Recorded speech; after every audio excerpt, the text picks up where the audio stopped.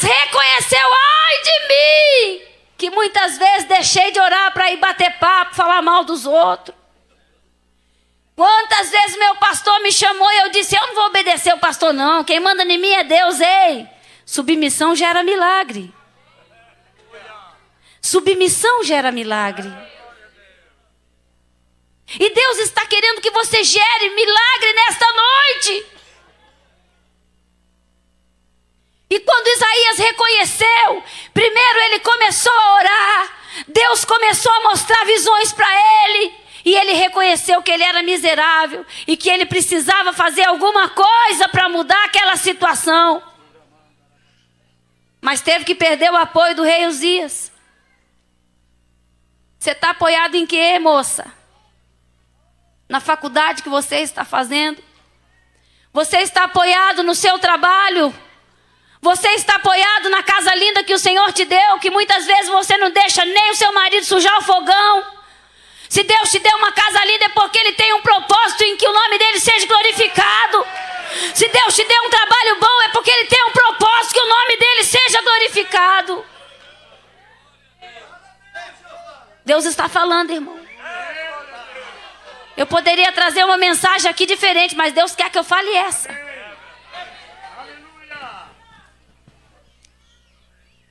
Em que é que você está se apoiando? Vou te dar uma dica.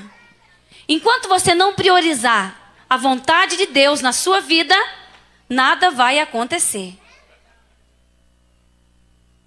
Sabe, irmãos, porque eu falo, eu já vivi isso. Eu posso falar. Enquanto eu queria ser só cantora, irmão, não queria ser missionária, não, muito menos mulher de pastor. Eu casei com um japonês rico. E ele ficou pobre.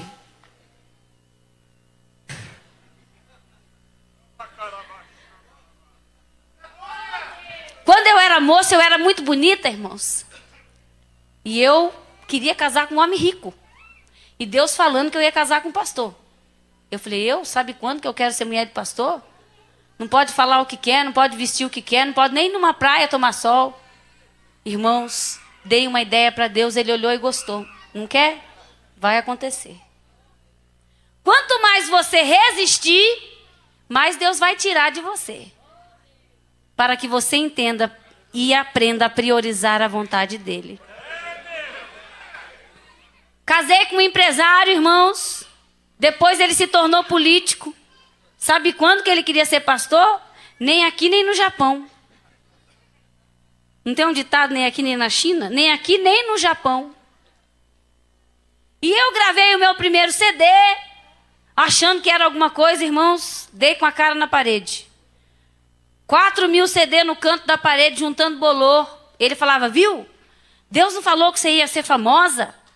Deus não falou que você ia vender? Se a gente depender desse material, nós vamos morrer de fome. Porque japonês, irmãos, o Deus deles não é o Buda. É o dinheiro. É o kanê. Eles são materialistas a ponto, irmãos, que quando eles entram em falência, eles se matam. Eles praticam o harakiri, que é o suicídio premeditado. Quando meu marido faliu, 3 amigos dele se matou. Ele só não se matou porque Deus tinha um propósito na vida dele.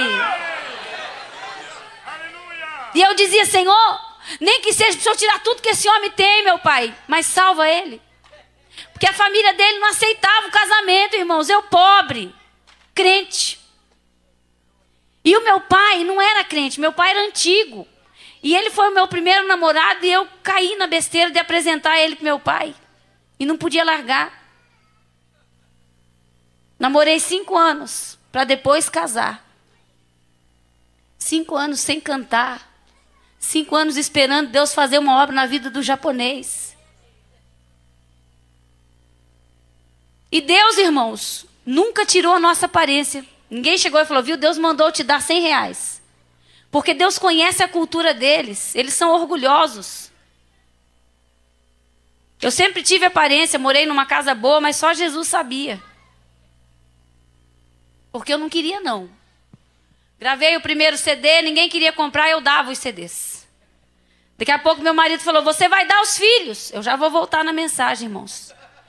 Você vai dar os nossos filhos daqui a pouco. Eu tenho 3 filhos, irmãos.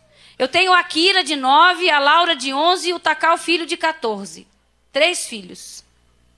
Tudo japonesinho, bonitinho.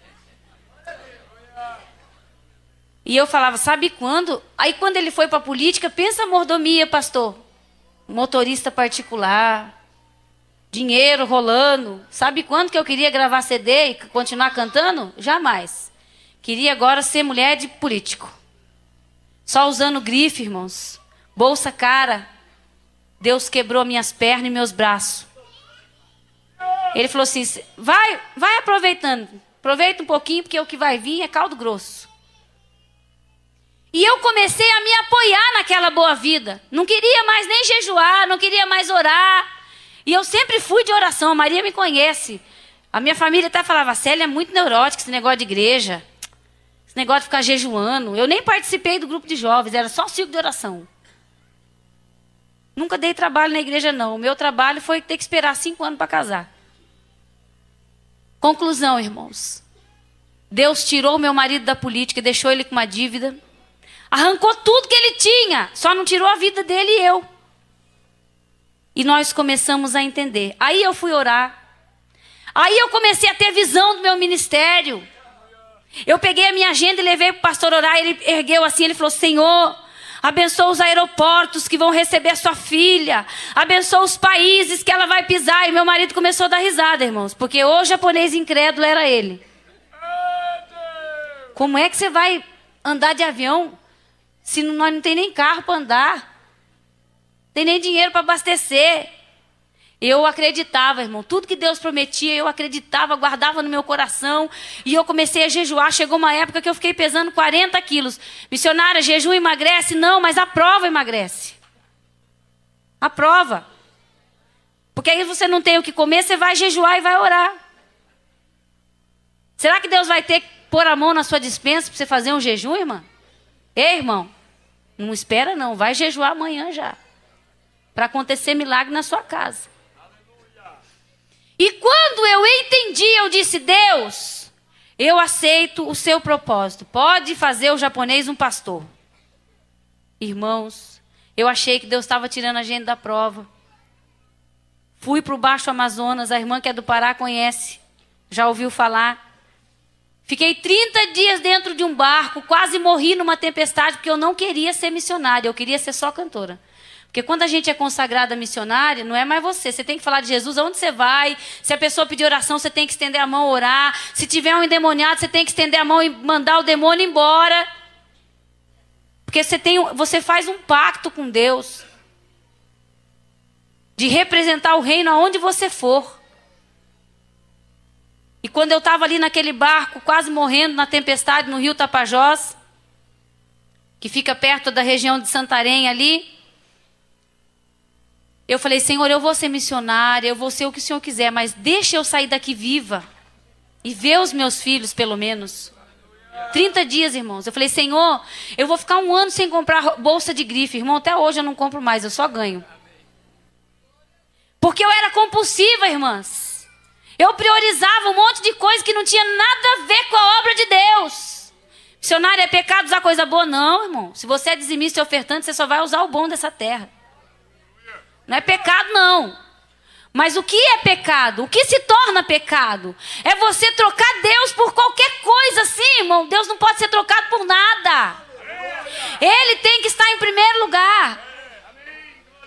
E quando eu gravei meu primeiro CD, irmão, na prova, 2 mudas de roupa eu emprestava da minha cunhada. Quando eu tinha convite para cantar 2 dias, ela emprestava. Mas quando era 3, eu já ficava preocupada. Porque para 3 dias ela não emprestava. Daí já estava folgando também. E eu queria ter um monte de roupa para mostrar para os outros que Deus era na minha vida. Para mostrar para a família do meu marido. Irmão, sabe quando? Agora, irmãos. Depois de 13 anos, no meu 10º CD, que Deus começou a restituir a vida do Sakamoto e a minha. Agora, irmãos, eu tenho bastante roupa porque não dá tempo de lavar. Eu chego em casa, fico 2 dias, a Maria sabe como que é lá. Faço meu papel de mãe, faço comida, vou levar para a escola e ajudo meu marido na igreja. Toda quarta-feira eu dou estudo na igreja. E a nossa vida tem sido assim. Ele queria se levantar como empresário de novo, montou um mercado, irmãos.